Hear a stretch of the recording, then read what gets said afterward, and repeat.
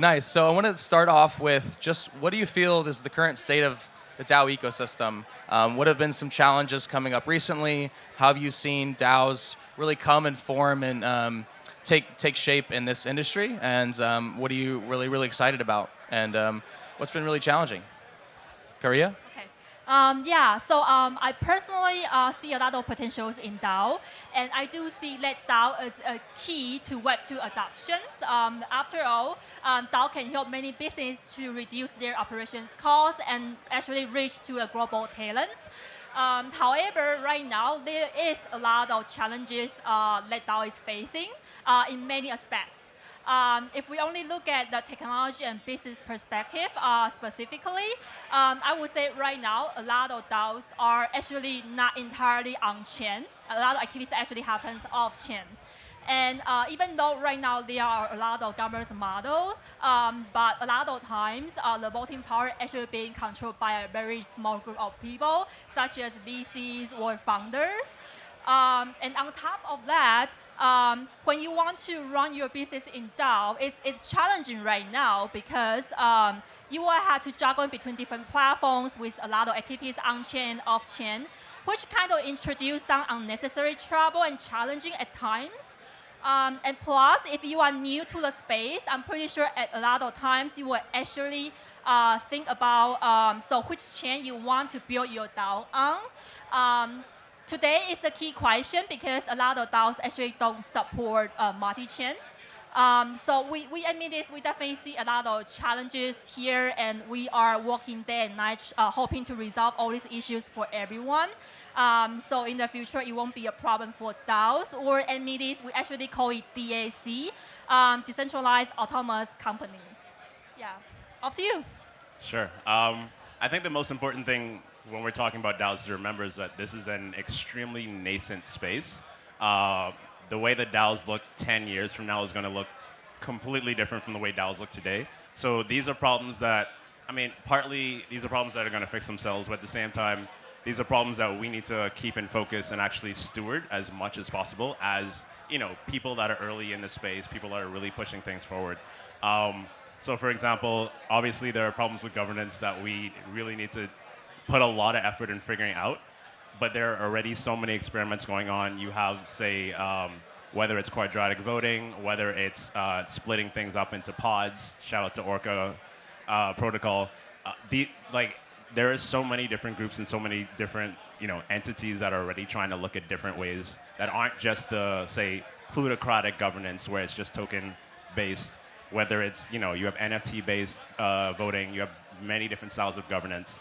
So I think eventually we'll get to this point where, okay, after time we figured out which ones kind of work better, which ones are better for more people. But at the end of the day, I think when a lot more communities get involved in this space and a lot more cultures and a lot more ecosystems get involved in the DAO space, things are going to really push in a stronger direction. So real quickly for the audience, and for those in the back, if you could just quiet down a little bit, maybe move inside so we can make sure we hear the panelists here. But I want to just know a little bit about what's the difference between a DAC and a DAO. Okay. So do you want to introduce DAO and I can introduce DAC? Do you want to do that? Okay. Yeah. So I mean, for people who are new, obviously DAO stands for Decentralized Autonomous Organizations. The difference between DAO and DAC is that on the DAO side, these are organizations that can be. It's a pretty wide and kind of vague word. It can mean a number of different things. It could be a nonprofit. It could be a co-op. It could be a company. It could be just a group of friends with a multi-sig trying to do specific things. So, but what that is organizing at the end of the day. If you and multiple people are pushing to do the same goal, that's organizing. So you are technically an organization. It doesn't have to be anything fancy. So this is what it looks like at the end of the day. It could be something very grassroots, something very small, or something very big. But once you add this kind of decentralized autonomous component, once you add this blockchain component, that is a DAO at the end of the day. And then DAC or DAC is, again, Decentralized Autonomous Company, which means it's actually very similar to DAO, but we are more focusing on business. So it's just like a regular DAO, but with a lot of enhanced capability to support your day-to-day operations. For example, when you are running business in the real life, you will need some products or platform to help you handle hiring, payroll, project management, you name it. So that's when DAC comes into play. Are there a lot of states or countries that actually recognize the DAC at the moment? And what does that look like? Are there a lot of states and countries that actually recognize DAC as an official company, or how does that set up? So I would say I'm personally not a legal expert, but I do hear, I think in Japan, they start to support DAC now.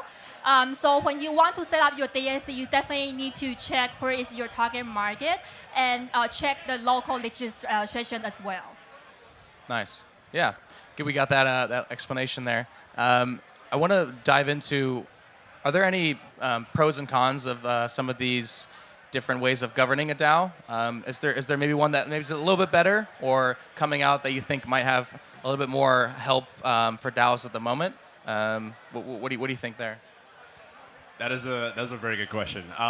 It's also one that I try not to spend a lot of time on just because it's still very early and a lot of these things are being fleshed out and experimented on in real time.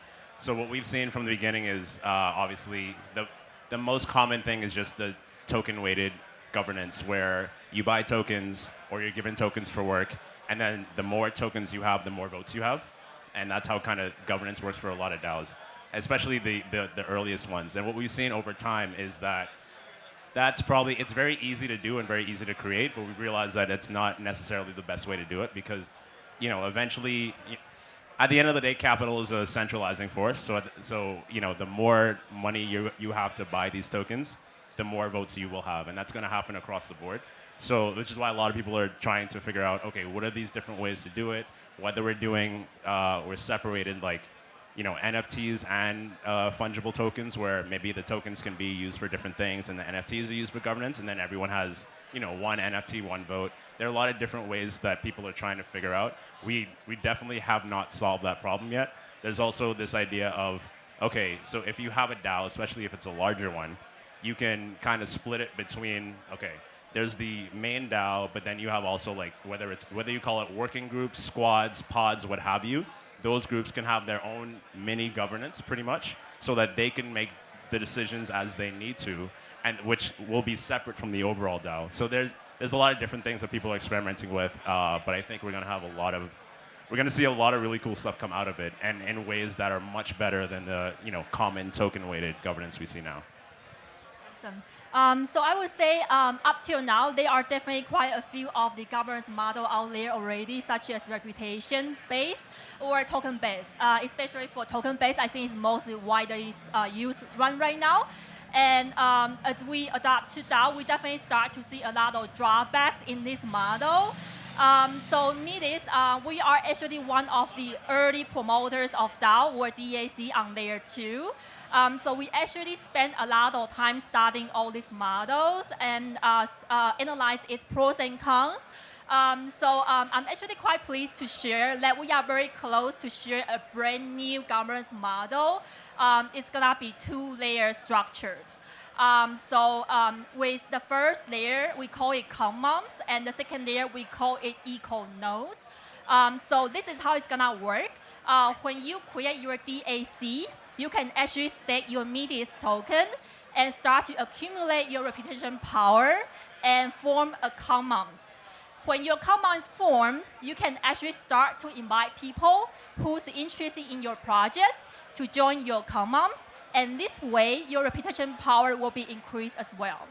Everybody will have their own will to decide if they want to join which commons, and if they want to leave, they can do that at will, as please.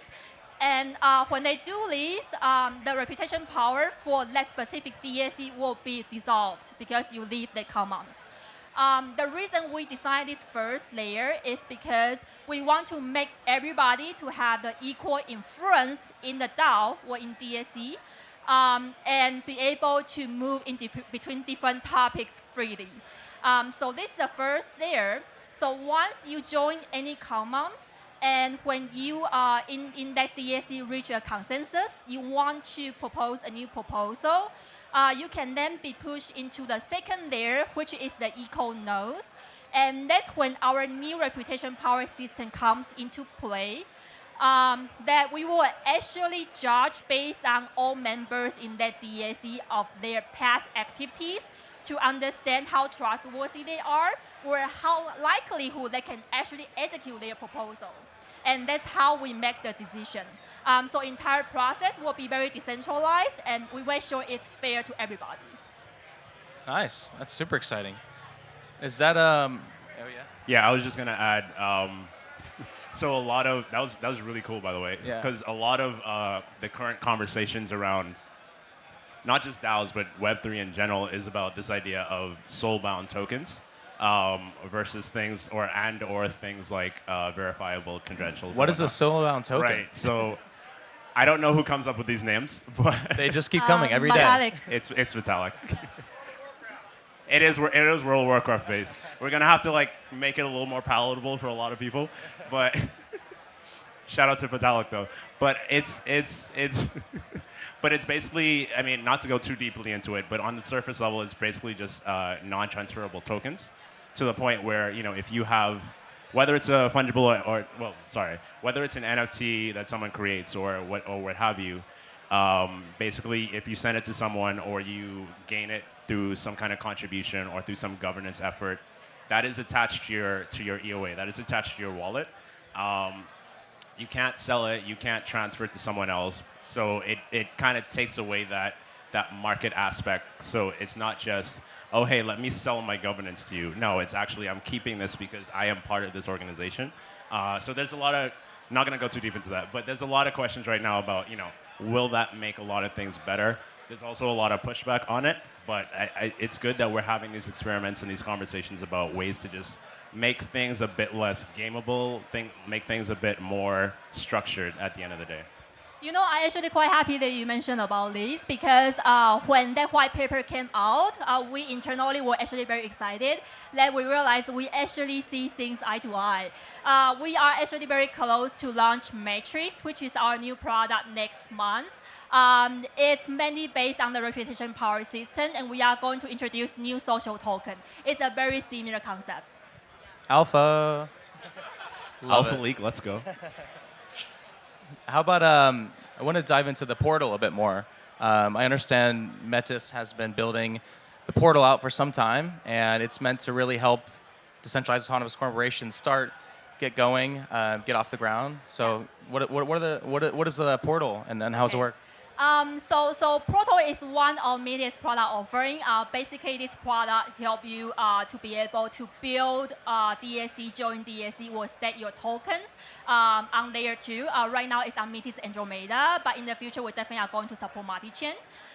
So we actually released our MVP late last year to let people to get a test of that. So I guess the question here, did anybody here actually try our Portal or DAC already? Yay! Woo! Yeah. Okay, that's awesome. It's okay. So you guys definitely did not miss out because we are very close to launch a brand new version of Portal in the next 2 months.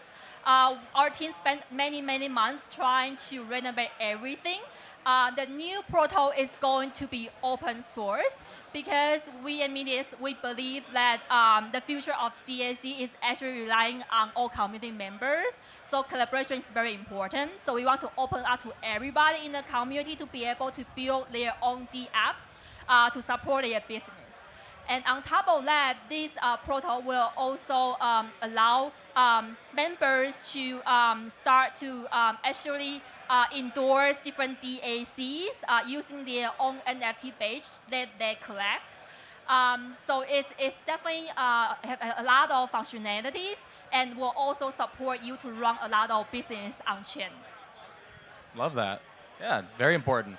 I think all the things being built right now to support the founding of these DAOs and DACs and everything is super, super needed. So, just tons of new products being launched every day. So, yeah, great work being done there. I would love to dive into more about the DAOist. I think that's super exciting to me, knowing that you're connecting a ton of these new DAOs and founders and people together towards this goal of defiance, collaborative defiance. So how does a DAOist really help a early stage DAO, and why is that important? And what are the biggest things that is needed for some of these early stage DAOs? Yeah, so the DAOist really is a culture hub for DAOs and DAO communities and DAO coordinators. So we kind of take a different look in a lot of different ways about like at the DAO space and how people are interacting and how people are building. So what we do first and foremost is we do events that are focused on bringing DAOs together. So obviously everyone operates online, but at the same time, it's always great to have people actually, not just come together as teams and as communities, but also have multiple communities and ecosystems come together to kind of interact and then grow together, which is going to be really, really how this DAO space properly expands in the right direction. Because the goal is then to, these DAOs are full-fledged communities, but at the same time, they are operating in silos a lot of the time. So if we can actually bring DAOs together in the way that they're not just interacting, but also finding, figuring out best practices together, finding better ways to do governance together, then everybody wins at the same time. So now you have all these very early DAOs and very early DAO coordinators, contributors, whatever you want to call them, that are really pushing the space forward and doing it as a unit and as an ecosystem. So that's what we're mainly focused on. We also basically do the same thing in a deeper way in terms of just retreats. So we have a meta hub in Lisbon, basically. It's a giant like co-working, co-living space, art residency, all these different things, where we actually invite DAOs and invite people to come and actually just interact, whether it's like, you and your DAO, the people in your DAO probably have never seen each other in person, except maybe at conferences. So now you have a chance to come together. You have a place, a central location to actually come together, work together, and just become closer as a community. And then at the same time, it's like, okay, if you and another DAO are trying to create a partnership, both communities will come together and actually spend time interacting with each other or working together. So a lot of what we think is just in terms of how do we make these very online organizations that will remain online organizations, but making sure that there is a physical component and making sure that these people are coming together and working together and learning together and building together at the end of the day. Because the DAO space is still extremely small if you think about it, and there's still so much opportunity for people to be in one place for a specific period of time and start making things happen. So for example, we recently had the global governance gathering at ETH Amsterdam. Metis was there, and it was. I heard that went great. Event. Yeah, it was sick. An incredible event. Everyone was just so excited, so happy about it, and a lot of things came out of it, which in terms of like how to improve governance, how to improve all these different challenges. Like let's come together and work together as 20 different DAOs or 30 different DAOs, and making sure it's an ecosystem-wide push. So that's a lot of what we do. Yeah, that's super important. So great work you're doing there. Love events myself. Bringing people together towards similar goals, I think is super important, because we live in this, like you mentioned, digital age where people are just connecting online. And a lot of DAOs have been only formed digitally. During COVID, during quarantine, during all these lockdowns. So the importance there to bring people together is really awesome. Do you have plans for expansion? When expansion? So, I mean, our next big event, we're still figuring out in terms of like, whether we come to ETH Barcelona or ETH Lisbon or one of those. But the next main event is going to be at DevCon. We've already started planning for that. In terms of just expansion in general, so we're actually doing an experiment that's going to kind of guide the future of the DAOist. So we're tying a lot of the governance to the Meta Hub, actually, because that's going to be where DAOs come in and interact with the DAOist team, because aside from me, pretty much all of the team is in Lisbon. So we have these things called ministries and ambassadorships, where DAOs can actually, it's a mix of sponsorships / like governance efforts. So say if Metis is focused on DACs, you could have like a DAC ministry where you will basically be seen, to anyone who comes to the Meta Hub, anyone who interacts, and anyone who interacts with the DAOists in general in any form. Metis would be held as the kind of key point for anything involving DACs. And it'll be the same across the board for all the other ministries, all the other ambassadorships in different forms. So that's kind of where we're focusing on. We're also testing more governance in terms of like non-transferable tokens and whatnot. So yeah, we're kind of focused a lot around that, and then combining the two pretty much. That's very exciting. We are discussing about partnership already, right? Yes. We Okay, definitely- awesome. Yeah, partnerships. Let's Love do it. it. Let's do it. Let's do it. Yeah, let's do it. Shake hands. Yeah, so I think what I want to wrap up with is, what does scalability of DAOs look like? I know a lot of DAOs have really just grown out of thin air and had thousands and thousands of people trying to get involved and be engaged and do something within the DAO. How do you scale a DAO? How do you structure it in a way that keeps people being able to be involved as they grow to enormous sizes? What do you think about that? I have a very weird worldview in terms of this, so I want you to go first. Okay, sounds good. I guess I have a serious answer then. I would say the future of DAO, or how DAO can scale, is definitely relying on all community members. After all, DAO is still quite a new concept. And it's definitely relying on all of us here to promote it to people either in Web3 or even Web2. And then secondly, I would say the future of DAO definitely should be on multi-chain because it's definitely not reasonable to ask any business organization to stay on one chain only and not able to get exposures to other community members in other chains. And then lastly, I would say when our new two layers governance models come into play, we believe that the future of DAO is it should be equal. It should provide equal opportunity for everybody. So I think to sum up, to me, I would say that DAO's future is definitely completely decentralized, with all activities being conducted on chain and cross chain, and to allow everybody have the equal opportunity for the future. Yeah. So I think of the question of scalability in kind of two ways. So I'll give both answers. At first, I think the not necessarily obvious thing, but I think the way I think about it is, you have a DAO structure, you have more and more people coming in, and then the cost of coordination just goes up because it just gets harder and harder to organize with more and more people and such limited structures. So I think again, like I mentioned before, like, for example, like the working group structure where you have, squads, pods, whatever you call it, where you have people kind of not siphoned, but kind of arranged in different forms, like people who are focused on HR, it wouldn't be called that probably, or operations or communications or what have you. They're all in their they're separate but equal at the same time because they still interact with each other fully in the way that companies may not necessarily do, but they do have their own kind of mini structure. They have their own governance. I think that really is the best way to kind of make sure that DAOs are not incredibly hard to coordinate things.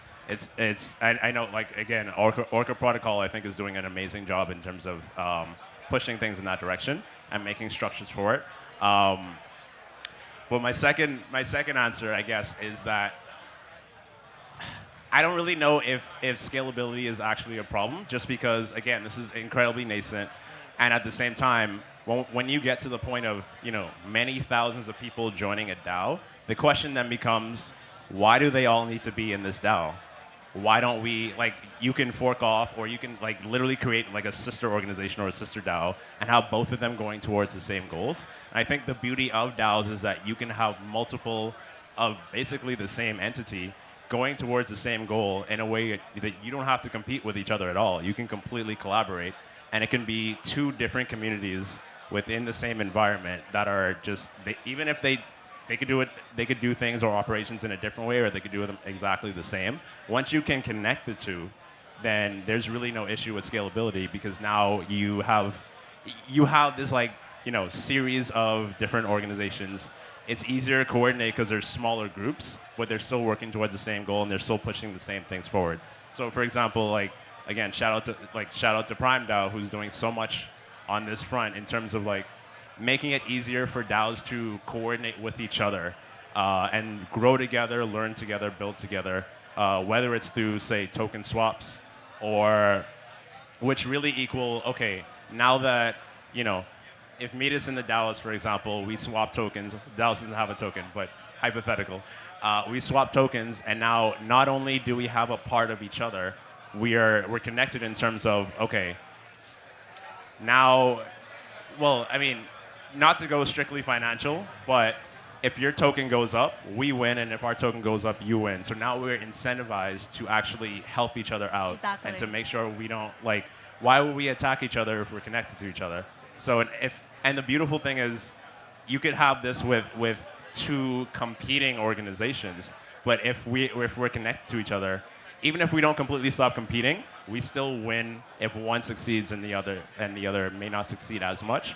But I think really the goal for the DAO space at the end of the day is to create these networks, create these ecosystems of DAOs, this kind of ecology where all of these different communities are coming together, building together, being a part of each other, and we all rise together at the end of the day. And I think that's the best way to scale DAOs, not necessarily vertically, but horizontally.